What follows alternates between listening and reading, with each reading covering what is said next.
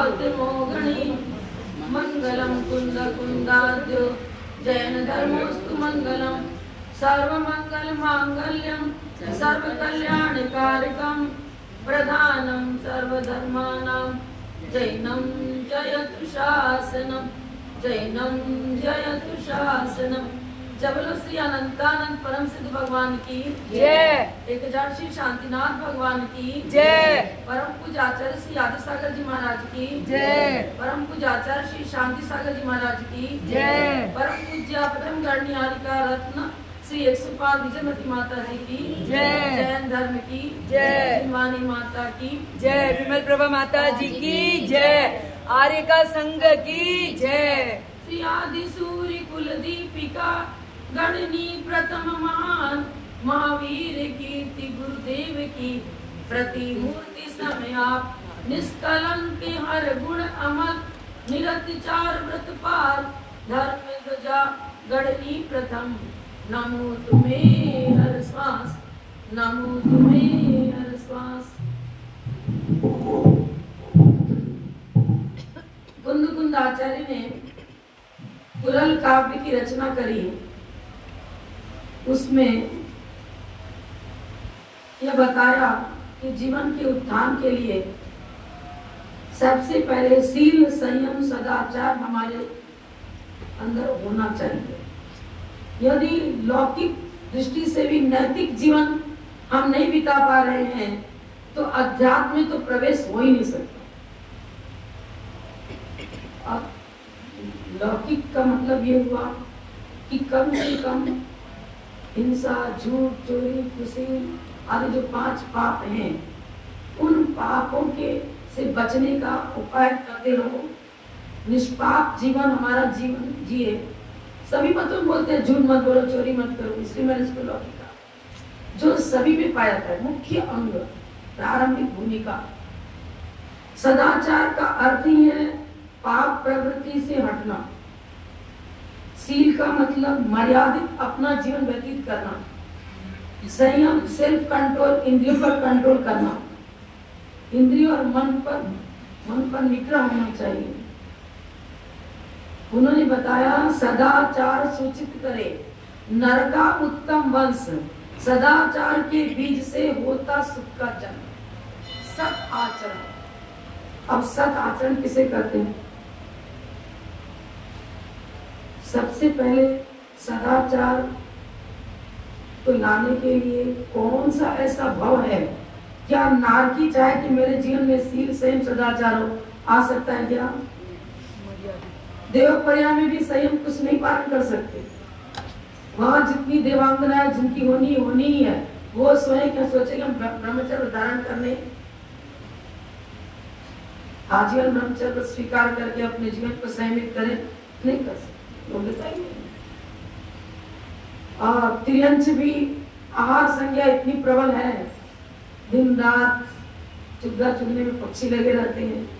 पशु आहार संज्ञा के कारण से आकुल व्याकुल होकर इधर उधर घूमते हैं। उन्हें भोजन ही 24 घंटे दिखता है, वही उनको चलाता है। शरीर पोषण में ही उनका जीवन व्यतीत हो जाता है।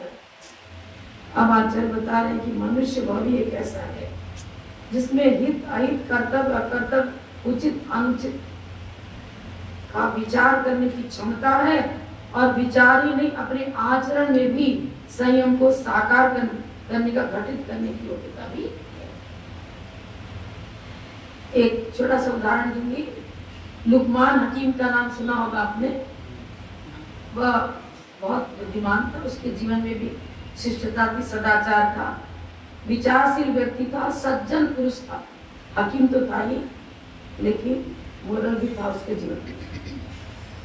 अब मरणासन अपने बिस्तर पर पड़ा था, सोचने लगा बच्चों का जीवन भी कुछ अच्छा बनना चाहिए, उनके जीवन में कुछ धार्मिक भावनाएं जगनी चाहिए। अब पुत्रों को बुलाया, 2 पुत्र थे, दोनों को बुलाया और कहा जाओ हम जहाँ पूजन करते हैं वहां से धूप दान में से राख निकाल कर कोयला कोयले का चूल्हा पड़ा था। एक कहा कि एक हाथ में कोयले का चूरा लाओ और वहाँ चंदन जिससे धूप कहते थे, एक हाथ में चंदन का चूरा लेकर आ जाओ, दोनों आ जाओ। अब दोनों व्यक्ति आ गए, दोनों कहा ले आए क्या? हाँ ले आया, क्या देखो पालन किया, दिखाओ। एक हाथ में चंदन का चूरा, कोयले का चूरा, फेंक दो इसे, फेंक दिया दोनों को। अब क्या है तुम्हारे हाथ में? बोले हाथ खाली है। अब क्यों कहते हैं नहीं हाथ खाली नहीं है। जिस हथेली में चंदन चुराया था उसमें सुगंध आ रही थी, और कोयले का चुराया तो हाथ काला हो गया। सदाचार जीवन को सुगंधित बनाता है, श्रेष्ठ बनाता है, उत्थान की ओर ले आता है, उज्जवल बनाता है, निर्मल बनाता है। चंदन चूल्हे के समान सदाचार है। और पाप बुद्धि जगती है जिसके अंदर निरंतर पंचेंद्रिय विषयानुराग की तीव्रता जिसके अंदर होती है, उसका जीवन कैसा है? कोयला कालिक छोड़ गया ना, ऐसी कालिक छोड़ देता है जो भवांतर तक न मिटे, पाप का बंध। तो कृष्ण स्त्री को लेकर पाप का बंध कर लिया, क्या होगा? एक बार जो 7वें नरक में पहुंच जाता है ना, कहाँ 33 सागर की आयु व्यतीत करी। 33 सागर कम है क्या? अनंत भाव। हम यहाँ अनंत भाव धारण करें जब तक वो 33 सागर पूरा हो, और फिर तिरंज पर्याय में आकर वापस फिर एक बार नरक जाना पड़ता, और 7वें नरक में दोबारा जाना। हाँ नियम है। 7वें नरक में जो एक बार गया उसको दोबारा जाना ही पड़ेगा, ही लगान भी नहीं। सामने दृष्टि भी हो गया मान लो, तो वो मरने के समय मिथ्यात्व में ही पहुंचेगा। जन्म भी मिथ्यात्वपूर्वक और मरण भी मिथ्यात्वपूर्वक। और लेस्याएं कृष्ण ही रहती है, कृष्ण लेस्या के रहते हुए ही समसन हो जाता है। जाति स्मरण से दुख का अनुभव, पीड़ा का अनुभव, वेदना अनुभव। अब आप चैन कुल मिल गया हमें आप सबको, और विषयानुराग नहीं छूटा, क्या 24 घंटे खाने पीने की याद आती है, शारीरिक सज्जा, मकान को सजाना, मकान को संभालना, दुकान संभालना, बिजनेस संभालना जरूरी है। लेकिन अति आसक्ति हो गई तो अति आसक्ति भवारम परिवर्तन नारकस्य से आगम बता रहा। त्याग, व्रत, नियम, संयम, इसको मनुष्य भाव पार करके इसको अपने जीवन में लाना ही चाहिए। यथाशक्ति कुछ न कुछ व्रत धारण करना ही चाहिए। छोटा छोटा व्रत के ऐसा कठिन नहीं होता जिन्हें नहीं कर सकते। इतना तो नियम ले सकते हैं कि जब तक घर में भोजन करेंगे तो घर में प्याज लहसुन नहीं लाएंगे। आता है, इसको तामसिक भोजन बोलते हैं। सात्विक, तामसिक, राजसिक 3 प्रकार का भोजन होता है। राजसिक भोजन विलासिता को जन्म देता है, आइटम बहुत चाहिए, वैरायटी बहुत चाहिए। कितने क्वालिटी की नमकीन, इतना का मिष्ठान, इतना ये, इतना वो चाहिए सब। शादी विवाह में करोड़ों की संपत्ति एक दिन में समाप्त कर देती होती थी विलासिता में। और स्थायी पुण्यार्जन जिससे होता था, जिन बिंब की स्थापना, मंदिर की स्थापना, साधु संग आ गया, आहार दान, औषध दान, ज्ञान दान, सदुपयोग है धनराशि का यही। लेकिन उसमें तो बहुत सोचना पड़ता है कि कितना परसेंटेज देना, वो कितना दे रहा है, कितना दे रहा है, कंपटीशन में देंगे। मेरा विवाह ऐसा होना चाहिए घर में जो एक ऐतिहासिक विवाह बने कि बहुत अच्छा कच्ची मिठाई खिलाई थी, बहुत प्रकार का नमकीन था। दिल्ली के वीरचंद जी बन जाते हैं, उनको किसी मित्र के यहाँ भोजन के लिए जाना था, शादी थी। अब इतने प्रकार का आइटम की कुछ हर तरह की वैरायटी आपको पेट में जितनी जगह नहीं तो खाएंगे ना।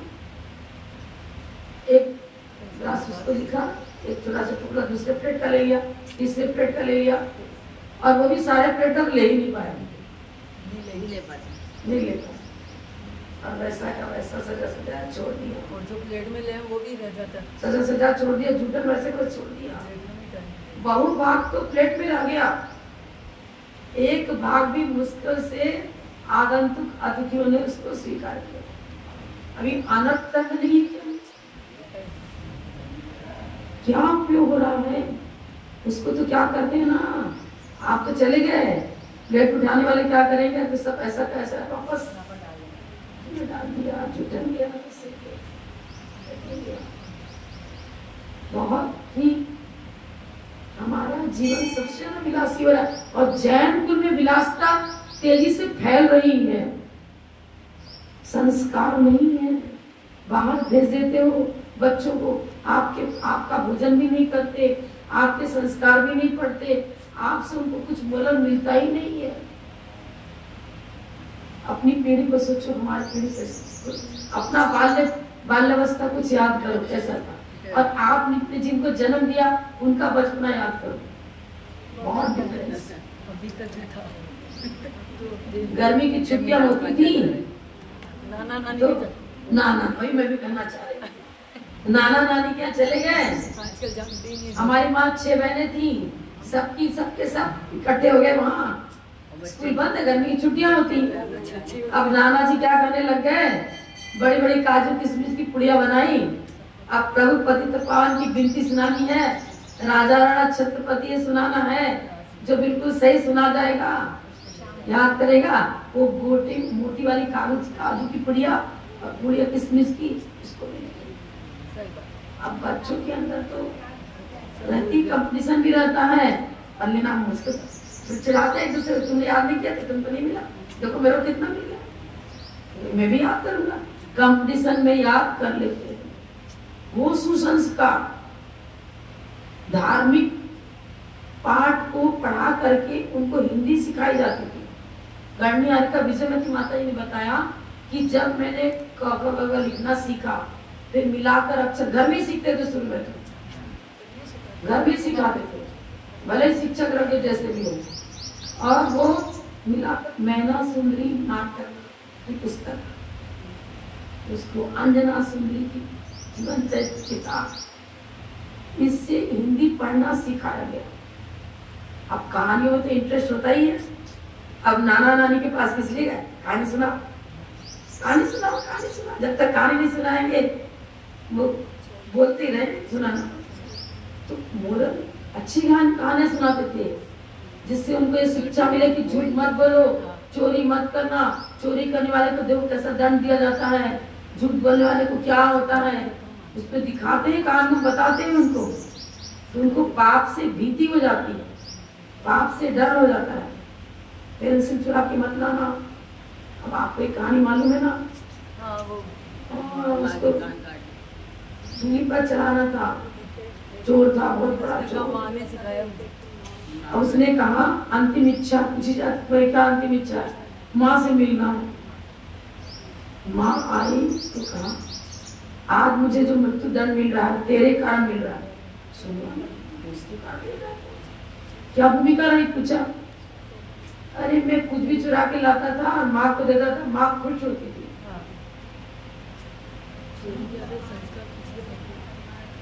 अब वो प्रोत्साहन घर से मिल रहा है, समझ ही नहीं पा रहा है कि पाप क्या है, पुण्य क्या है, सील क्या है, संयम क्या है, सदाचार क्या, जाने धर्म करो। माँ संस्कार देती है, घर में माता पिता बंधु बांधव सुसंस्कार बच्चों में डालते हैं।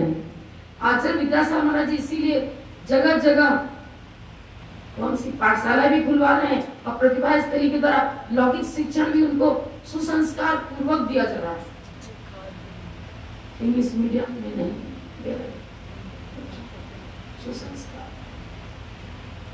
अब आपने सीए करा दिया, क्या क्या एमबीए क्या क्या करा था आप जानो। अब घर में बहू आई, मैंने तो कभी घर का काम किया ही नहीं, मैं नहीं जानती कैसे रोटी बनती, मैंने कैसे क्या होता है, जूस कैसे निकलता, झाड़ू गाड़ी भी कभी किया नहीं, मुझे कुछ पता नहीं, मैं तो सर्विस करूँगी, सर्विस बस। अब क्या होगा, ऐश्वर्य आपका जीवन। कभी व्रत नियम संयम का प्रश्न ही नहीं है। अरे 1 घंटे भी भोजन के बिना नहीं रह सकते। हर प्रकार का आइटम दिन भर कुछ न कुछ खाने पीने को चाहिए। असंयम आश्रव का कारण है। मिथ्या अवृत्ति प्रमाद कषाय योगा बंद। कोई पूछ रहा था योग से कैसे बंद होगा, आप पूछ रहे थे। योग कर्मों के आने का द्वार है, ठीक है। उदाहरण से समझो, जैसे मार्ग रोड बने, रास्ते में आपका मार्ग है, इसमें रोड बोल रहा, दोनों तरफ नाले रहते हैं। नाला अपने आप में न सुगंध छोड़ता है न दुर्गंध छोड़ता है। गंदा पानी जब उससे प्रवाहित होता है तो योग दुर्गंध देता है, और स्वच्छ निर्मल बरसात का जल जा रहा है तो दुर्गंध नहीं आती, और कोई सुगंधित चीज उसमें प्रविष्ट करा हो गया तो सुगंध भी आती है। अपने आप में न सुगंध देता है नाला न दुर्गंध देता है। जैसी वस्तु उससे प्रवाहित होती है उसी प्रकार से दुर्गंध सुगंध आती है। अब प्रवाह किससे होगा?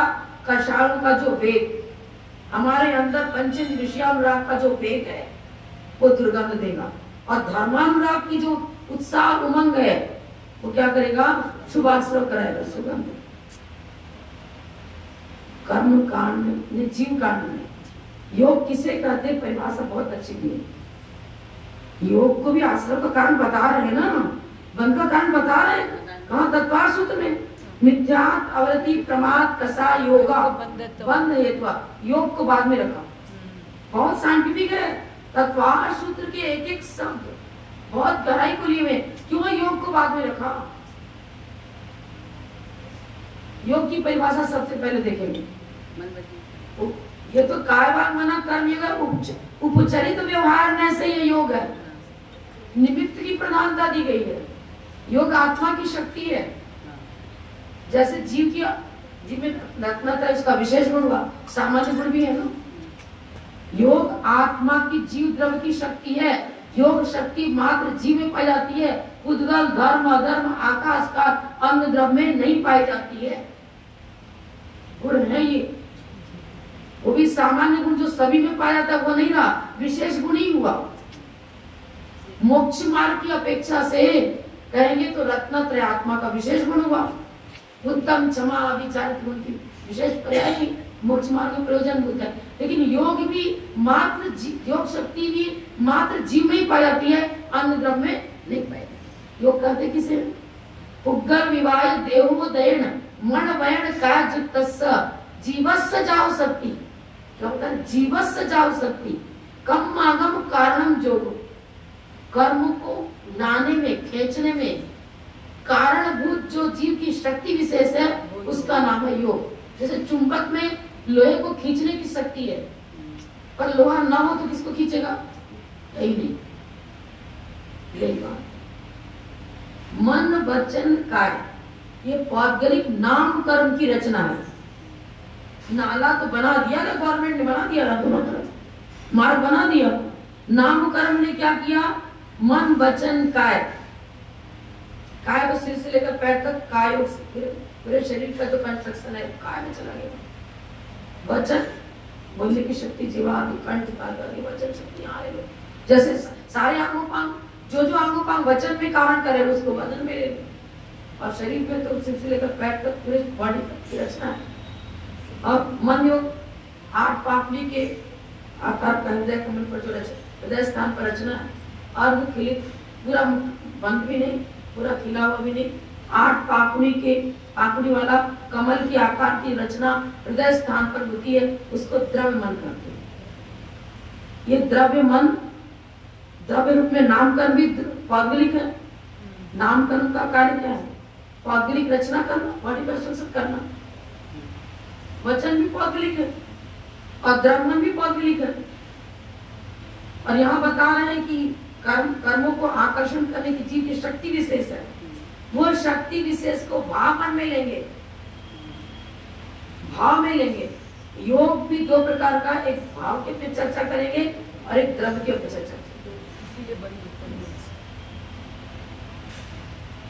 का योग अपने आप संचालित नहीं होगा।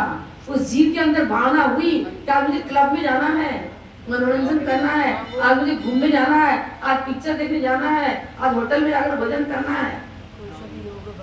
संचालित किसने किया? जीव नहीं, उस जीव ही।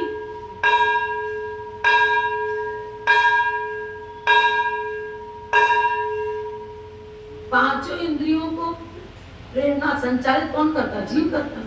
और कौन सा जीव? अशुद्ध जीव। अशुभोपयोग की हमारा उपयोग जब अशुभ रूप वर्णन करता है तो हम पाप में प्रवृत्ति कर जाते हैं, और योग भी अशुभ योग कराने लगता है। अशुभ मन योग, शुभ मन योग। इसी तरह इंद्रियां भी जब शुभ में प्रेरित होती हैं तो पांचों इंद्रियां धर्म में जीवन व्यतीत करने की ओर, धर्म में जीवन बताना है तो इंद्रियों को ही शुभ उपयोग होगा, इंद्रियों को ही काम में लेते हैं ना। आंख से देखना नेत्रेंद्रिय का काम है। जब जिन बिंब को देखते हो और धर्मानुराग जागृत होता है तो ये नेत्रेंद्रिय पुण्य आश्रय का कारण बन गए। जब आप प्रवचन सुन रहे हो, धर्म की बात सुन रहे हो, ये कर्ण इंद्रिय पुण्य आश्रय का कारण बन गए। और जब गाली गलौज सुन रहे हो और कोई ऐसी बात सुन रहे हो जो वासना को जागृत करती है, पाप बुद्धि को जागृत करती है, तो कर्ण इंद्रिय पाप आश्रय कारण। इंद्रिया तो अपने आप में ना पाप रूप है ना पुण्य रूप है। वो रोड का नारा तो अपने आप में ना दुर्गंधित है ना सुगंधित है। इसी में बताया पुगल बाय देवोदयन उद्गम विपाकी शरीर नाम कर्म के उदय से सहित मन वयन काय जितस्य मन वचन काय से सहित जो संसारी जीव हैं उनके अंदर ही उस जीव में कर्मों को आकर्षण करने की शक्ति होती है, पर जीव में ही वो शक्ति है। शक्ति जीव की है, पर इन बाह्य निमित्तों का आलंबन लेकर के वो शक्ति कार्यान्वित होती है। अब योग शक्ति तो सिद्ध अवस्था में मौजूद है। आपका अयोग के लिए वही नहीं है तो योग वहां आ रहे। अरे किसी भी शक्ति का अभाव नहीं होता है, वैभाविक शक्ति का भी अभाव नहीं है सिद्ध अवस्था में। कार्य नहीं होता है, कुछ कार्य ऐसे होते हैं जो बिना निमित्त के नहीं होते। निमित्त अब निमित्त हट गया, द्रव्य कर्म भी नहीं, नाम द्रव्य कर्म नहीं, नो कर्म नहीं, भाव कर्म नहीं। यहाँ क्या बताया था योग की परिभाषा में? उद्गम विपाकी शरीर नाम कर्म के उदय से सहित मन वचन काय से सहित जो संसारी जीव हैं वो शुभाश्रव अशुभाश्रव करते हैं, शुभ बंद अशुभ बंद करते हैं। अब सिद्ध अवस्था में अशरीरी हो गया, न मन है न वचन है न काय है। जब निमित्त हट गया तो कार्य कहाँ से होगा? किसी बालिका ने आजीवन ब्रह्मचर्य ले लिया, पुत्रोत्पत्ति कहाँ से होगी? योग्यता का अभाव नहीं हुआ, योग्यता का अभाव नहीं हुआ, योग्यता है उसके अंदर। सिद्ध अवस्था में वैभाविक परिणाम करने की जो योग्यता है, उस योग्यता का अभाव नहीं हुआ, पर वैभाविक परिणाम होगा नहीं। क्यों नहीं होगा? निमित्त नहीं, निमित्त नहीं है। सॉरी, जीव और पुद्गल दो में वैभाविक शक्तियां पाई जाती है। स्वाभाविक वैभाविक दोनों शक्तियां, मतलब स्वाभाविक शक्ति तो सभी में, सभी द्रव्य में, स्वभाव रूप वर्णन करने की योग्यता तो सभी में, लेकिन विभाव रूप वर्णन दो ही द्रव्य करते हैं, एक पुद्गल और एक जीव। पर वैभाविक शक्ति का अभाव, जो गुण है, जो शक्तियां हैं उसकी नैसर्गिक शक्तियां हैं, उन शक्तियों का अभाव कभी भी नहीं होता है। एक दिन बताया भी था मैंने, सिद्ध पर्याय प्राप्त होने के बाद भी समय सार कलश में उस सिद्ध भगवान के का परिचय देते हुए अमृत चंद्राचार्य लिखते हैं, निष्पीत अनंत पर्याय। वो सिद्ध भगवान भी अनंत पर्यायों को पिए हुए बैठे हैं। चर्चा कर लेता आपको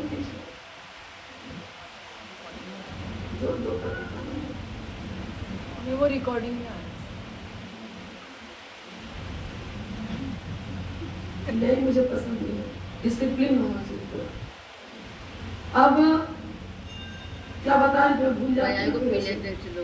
निष्पीत अनंत पर्याय, सिद्ध भगवान निष्पीत माने पिए हुए हैं। लौकिक उदाहरण से समझो, आपने बचपन से अभी तक भोजन तो करते हो ना? आज जो भोजन किया कल सरलता गायब हो जाएगा क्या? फिर दूसरे दिन क्या सरलता गायब हो जाएगा क्या? ये तो दृष्टांत दे रहे हैं, पूरी तरह लागू नहीं होगा, धातु रूप में परिवर्तन पूरी तरह लागू नहीं होगा, सब धातु रूप परिवर्तन कर गया आपके पास है। अब सिद्ध पर्याय को सादी अनंत पर्याय कहा। अनादि अनंत पर्याय नहीं है, अनादि अनंत पर्याय सिद्ध पर्याय नहीं है, सादी अनंत पर्याय। पहले संसारी थे, अब सादी विशेषण लगाया, मतलब निगोज से लेकर जितनी पर्याय को उन्होंने धारण किया उन सब पर्याय प्राग भाव के रूप में, अत्यंता भाव नहीं है। अत्यंता भाव मान लेंगे उन सभी पर्यायों का, तब तो सिद्ध पर्याय बन ही नहीं सकती। 8 कर्म थे, उनका नाश किया, तब तो सिद्ध हुआ। सादी अनंत पर्याय, निष्पीत अनंत पर्याय, उन सभी पर्यायों का वहां पर अभाव तो है, पर सर्वथा अभाव मत मान लेना, सर्वथा अभाव मत मान लेना। अत्यंता भाव को सर्वथा अभाव करते हैं, प्राग भाव। और उदाहरण से समझो, घड़ा कुम्हार ने बना रहे, पहले तो मिट्टी की लोंदे की पर्याय थी, अभी घड़े की पर्याय हो गई। पर घड़े की पर्याय में क्या मिट्टी पने का सर्वथा अभाव है क्या? अरे वो मिट्टी तो घड़े के आकार में परिवर्तन करी, सोना ही नहीं तो अंगूठी कहां से बना लोगे? और कहां से बना लोगे? सोने की अंगूठी चाहिए तो। व्यंजन पर्याय उनकी शुद्ध व्यंजन पर्याय हो गई, लेकिन अनादि से शुद्ध व्यंजन पर्याय नहीं थी। तो इसलिए उस मिट्टी के कलश में मिट्टी के लोंदे रूप पर्याय का प्राग अभाव है। अब क्या, बड़ा टूट गया, अब टुकड़े हो गए, उस टुकड़े में भी मिट्टी तो है, उस टुकड़े की अपनी चर्चा करें। घड़े में, वर्तमान में तो हमने घड़े पर रखा ना, घड़े में उस टुकड़े, उसको कपाल कहते हैं, कपाल रूप पर्याय का प्रध्वंसा भाव। जब प्रध्वंस होगा तब कपाल पर्याय बनेगी। वर्तमान पर्याय को केंद्र बनाते हैं, वर्तमान में कलश रखा है, मिट्टी का कलश, उसमें पूर्व पर्याय का, मिट्टी के लोंदे रूप पर्याय का प्राग भाव है और कपाल रूप पर्याय का प्रध्वंसा भाव है। ठीक इसी प्रकार सिद्ध पर्याय में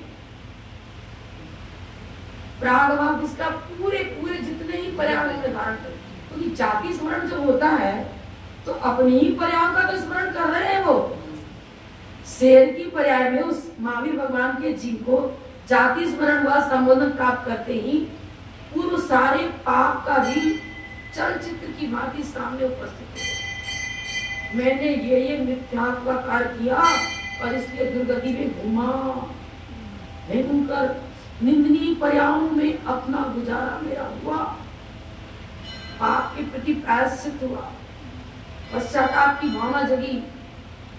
यदि वो प्रयास, जैसे कि बोर्ड पर आपने कुछ लिखा और बिल्कुल मिटा दिया, पान डाल हटा दिया, खाली हो गया, अत्यंता भाव किसको कहते हैं? एक द्रव्य दूसरे द्रव्य का सर्वथा भाव। जीव को पुद्गल द्रव्य कहेंगे क्या? पुद्गल के गुण धर्म का जीव में सर्वथा भाव है, शुद्ध द्रव्य की अपेक्षा से, शुद्ध द्रव्य की अपेक्षा। हाँ, अपने को धर्म द्रव्य कहेंगे क्या? धर्म द्रव्य बिल्कुल स्वतंत्र अलग द्रव्य है, अधर्म द्रव्य अलग है, आकाश द्रव्य अलग है। एक द्रव्य का दूसरे द्रव्य में सर्वथा भाव, अत्यंत भाव। एक अन्योन्य भाव होता है, द्रव्याश्रय निर्गुणा गुणा। द्रव्य के आश्रय से अनेक गुण रहते हैं, प्रत्येक गुण अपना अपना काम करेंगे, एक गुण में दूसरे गुण का कार्य नहीं देखा जाता। ज्ञान का कार्य जानना है, दर्शन का कार्य अवलोकन, चारित्र चर्या, उत्तम क्षमा आदि, ये चारित्र गुण की पर्याय हुई। ज्ञान की पर्याय मत ज्ञान, ज्ञान, अति ज्ञान, अपनी अपनी है। इसलिए निर्गुणा गुणा, एक गुण में दूसरे गुण की अर्थ क्रिया नहीं पाई जाती है, इसलिए निर्गुणा गुणा, एक गुण में दूसरे गुण का अभाव, पर प्रदेश भेद नहीं है। संज्ञा लक्षण कार्य आदि की अपेक्षा से भेद है, प्रदेश भेद नहीं है। जो ज्ञान गुण का प्रदेश है वही दर्शन गुण का वही प्रदेश है। जीव द्रव्य तो वही का वही है ना, उसी जीव के आश्रय से सारे के सारे गुण रह रहे, प्रदेश भेद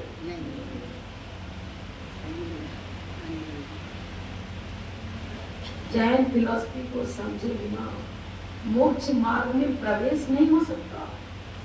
सदाचार भी अन्य मतों में सदाचार का क्या स्वरूप बताया है और जैन धर्म में सदाचार का क्या स्वरूप बताया है वो भी अलग पड़ जाएगा। सम्यक दर्शन होने के बाद सत आचरण, नहीं तो सदसतोर अविशेषा यदृच्छोपलब्धिर उन्मत्तवत्, उन्मत्तवत् वो तो साधारण उदाहरण दे दिया, लेकिन इस सत असत जो एक सूत्र है ना, ये इसकी व्याख्या एक महीने में पूरी नहीं होगी।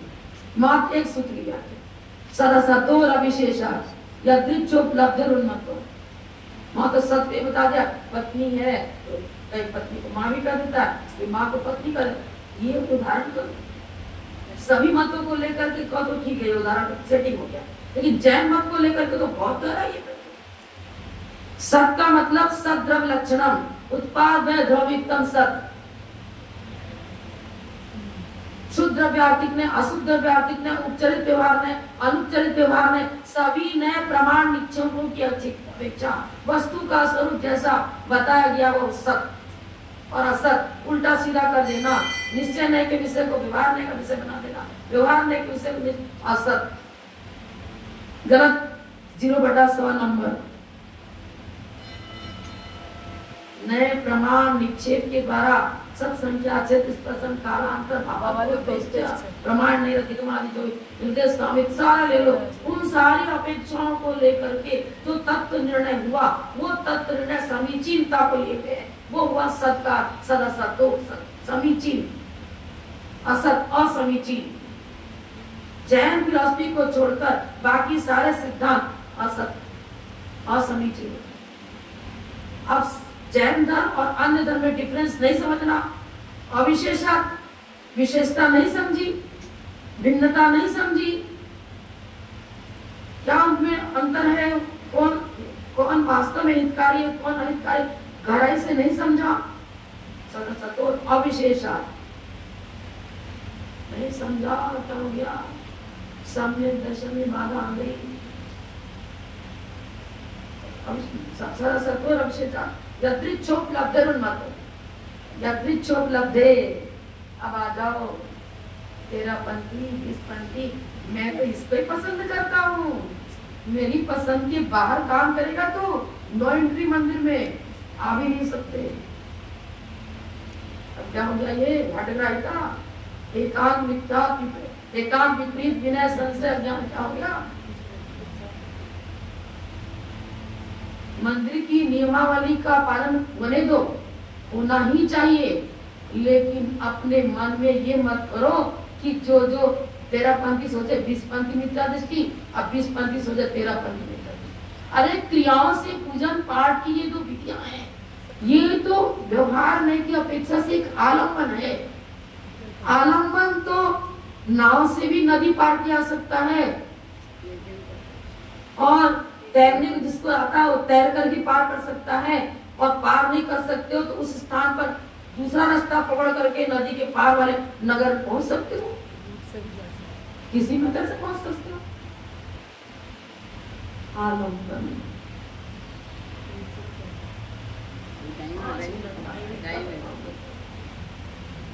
पूरा डिटेल तो करना था इसका, पर नहीं कर पाऊंगी, फिर भी थोड़ा 5 मिनट करना। अब 13पंथ हमला की पहले चर्चा करेंगे। कहते फूल नहीं चढ़ाना चाहिए, क्योंकि देखो अपन एक बार भी सिर से तोड़ते हैं तो जीव को पीड़ा होती है ना, पीड़ा होती है ना जी। अब देखो मुनि महाराज तो केसलोच करते हैं, आता है केसलोच करते हैं, पीड़ा हुआ, मुनि महाराज हिंसक ने और एक अहिंसक ने, क्योंकि अपने को पीड़ा पहुंचाई, और मुनि महाराज अपने शिष्य का केस रोज करने लग गए, पीड़ा पहुंचाई। हिंसक हो गए। 8 मूल जो मूल गुण बताए गए ना अपने 28 मूल गुण, उसमें केस क्रोध भी तो है। एक तरफ मूल गुण बता रहे हैं, तो 28 मूल गुण में केस क्रोध नहीं है क्या? तो फिर आप इधर मूल गुण धर्म का नहीं बता रहे और इधर परिभाषा घटित नहीं हो रही है, हिंसा हो रही है, कैसे घटित करें उसको? किसमें घटित करें? प्रमत्त योगात प्राण अपरोपणम हिंसा। मोक्ष मार्ग में साधक सामग्री है, वो तो उपादेय है। अब आपको यहाँ फूल के साथ कैसे आप लगा रहे हो? यहाँ कैसे लगेगा? आप तो कर मेरे को कहा आप गलत कर रहे हैं भाई। कुंद कुंद आचार्य की वाणी को गलत ठहराने की किसी में क्षमता नहीं है। उन्होंने लिखा जिन बिंबम जिनायारम सट का हियम करम भणियम। जिन बिंब और जिन मंदिर सट काय के जीवों का हित करने वाला है। अब वो वनस्पति का एक पुष्प का वृक्ष हो चाहे चावल का वृक्ष हो, उसका हित कहाँ होगा? वो भगवान की पूजा करने आता है क्या? वो अभिषेक करने आता है क्या? वो मंदिर में चल के आता है क्या? भगवान की भक्ति करने आता है क्या? उसको तो कर्म फल चेतना है, कर्म चेतना भी नहीं है, ज्ञान चेतना की बात है। सट का हियम करम बढ़िया। आपने जिन भी बनाया, जिस खान से पत्थर निकाला गया है, उस खान में बड़े बड़े विस्फोट होते हैं, बम पटका जाता है, बम पटक करके तो द्रव प्राण का उच्छेद पूरा का पूरा हो गया, मर ही गया, द्रव प्राण का उच्छेद हो गया। और फूल तोड़ने पर तो मरा नहीं था, रोज वो नए फूल लग रहे थे उसमें, जिंदा था। कट्टरपंथियों, पहले जिन बिंब बनाना, पाषाण को कहां से मिलाओगे? बिना खान के आएगा नहीं। कटपिट दिन रात छैया चल रही है, तब वो आकार बना। मार्बल लाओ चाहे कुछ भी लाओ। कुंद कुंद आचार्य कह रहे नहीं, जिस खान से आपने पाषाण निकाला वो पृथ्वी का एक जीव। जब तक जिन बिंब रहेगा, जब तक जिन मंदिर मौजूद है, तब तक वो पृथ्वी का एक जीव ने अपने द्रव प्राण को तो खो दिया, लेकिन उसका आइटम धर्म का अंग बन रहा है, धर्माचरण में निमित्त बन रहा है। जिन बिंब हम दर्शन करते हैं, लेकिन बिंब ही न हो तो किसका दर्शन करेंगे? उस पृथ्वी का एक जीव को तब तक पुण्याश्रय होता रहे। जीव द्रव्य का नाश नहीं, उसकी पर्याय का नाश हुआ। जीव द्रव्य का नाश नहीं हुआ। द्रव्य तो त्रैकालिक होता है। आयु जो द्रव प्राण था उसका उच्छेद हुआ, भाव प्राण का उच्छेद हो ही नहीं सकता। जीव तो त्रैकालिक है, उसका अस्तित्व बना ही रहता है। कहां भी रहो, किसी पर्याय में चला जाओ, इसी पुण्य के प्रभाव से वो पंचेंद्रिय पर्याय को क्रमशः या बिना क्रमशः उसके उपयोग के ऊपर, विशुद्धि के ऊपर निर्भर लेंगे। पंचेंद्रिय पर्याय को प्राप्त करके मोक्ष मार्ग में अग्रसर होता है। अगर आपने तो उदाहरण जिन बिंब का दिया था मैंने, अब उसको दूसरी तरफ लगा, पुष्प, इसी तरह पुष्प को ले लो। जिस पेड़ से पुष्प ला करके भगवान की अर्चना में उसको काम में ले रहे हैं, उस वृक्ष को पुण्य आदन होता है। और क्योंकि भगवान की पूजा में उसका द्रव्य काम में लाया गया। आप द्रव्य मंदिर में देते हो, जब कोई दूसरा कर रहा है, द्रव्य आपका चढ़ाया जा रहा है ना, आपकी तरफ से पूरा नारियल विधान में दिया गया था, पर आपको समय नहीं था, आपने दूसरे काम में थे और विधान दूसरी तरफ नहीं आपस थे, द्रव्य जा रहा है ना आपको। फल तो पेड़ को लगा। यहाँ पर उस वृक्ष को पुण्याश्रय होता है और इस कारण से वो निकट किसी के मोक्ष मार्ग को लॉक करना हिंसा, और किसी के मोक्ष मार्ग को ओपन कर देना अहिंसा। किसी के मोक्ष मार्ग को लॉक करना हिंसा, और मोक्ष मार्ग को प्रशस्त करना, बढ़ा देना अहिंसा।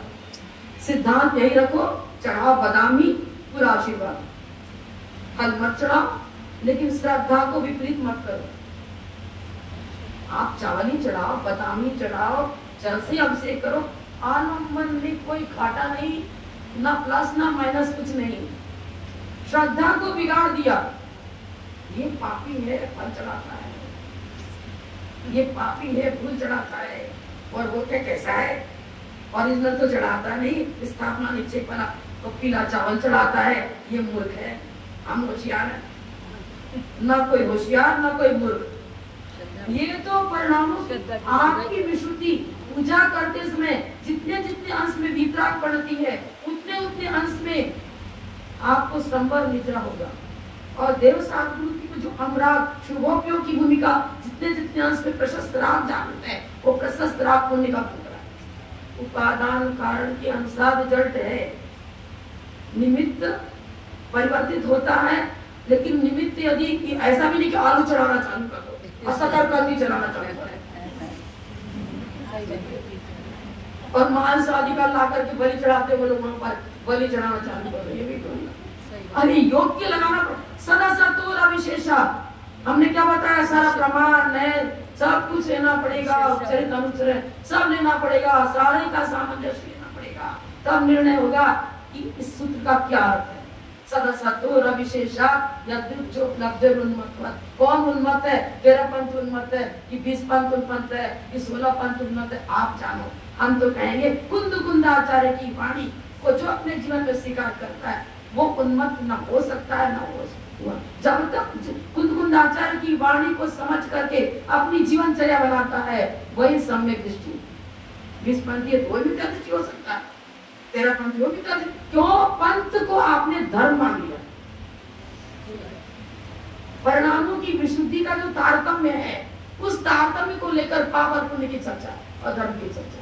समय ज्यादा हो गया, इतना ही कहकर विराम देती हूँ। जब परम पूज्य अपना करने वाले कारण श्री ईश्वर माता जी की जय, माता जी की जय, माता तू दया करके